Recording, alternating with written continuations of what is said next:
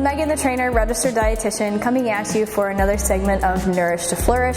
And in today's session, I'm going to talk about how to boost your fruit and vegetable intake. Hey, yo! Yo, whoa! Last week, I talked about a dip alternative using Greek yogurt for a fruit dip and a veggie dip. And usually this is a really great way for different clients to kind of help boost their fruit and vegetable intake. Because sometimes I will have conversations with clients where they're like, you know, Megan, I really don't like vegetables. I don't eat vegetables at all. Sometimes people even say that they don't really eat fruit. So I know that I should be eating more of them, but how can I go about that if I really don't like them? I don't know. That's a good question.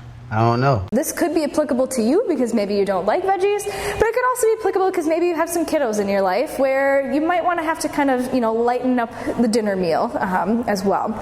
So usually what I tell clients is think about some veggies that you do eat or some fruits that you do eat and make sure we're really capitalizing on those. So if you do know for sure that you like apples and bananas, then make sure that we're being consistent with our apples and bananas. If you don't like broccoli, I'm not going to try to force you to eat broccoli, okay? So let me get that out there right away.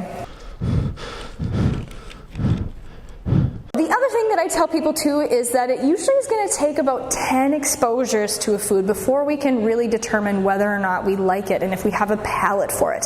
So again, this is also applicable with kiddos. So again, we have to keep trying it in different ways.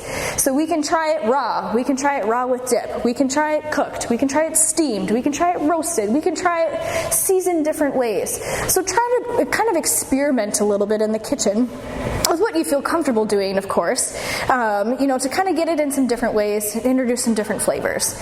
And so now usually I have some clients ask me, well, Megan, the only way that I like to eat broccoli is when it's covered in cheese. So would you rather have me eat broccoli with cheese covered all over it or no broccoli at all? Maybe we're all insane. Now here's the thing, do we always want to be eating all of our vegetables covered with cheese?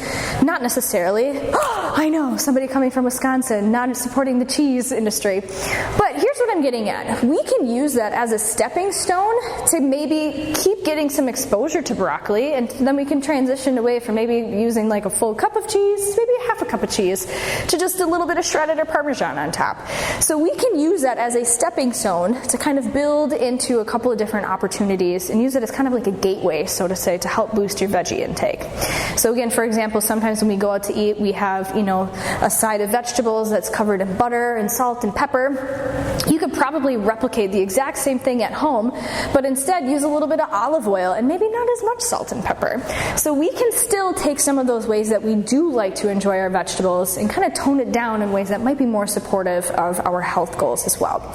So hopefully you took away a couple of different things that you can do to help boost your veggie intake, even if you don't really care about fruits and vegetables a whole lot, if you don't really like the flavor of them, experiment around and find something that you do like. Just because, again, there's going to give us a lot of good nutrients and a lot of good fiber as well. So now that you know better, let's go ahead and do better so we can all be better.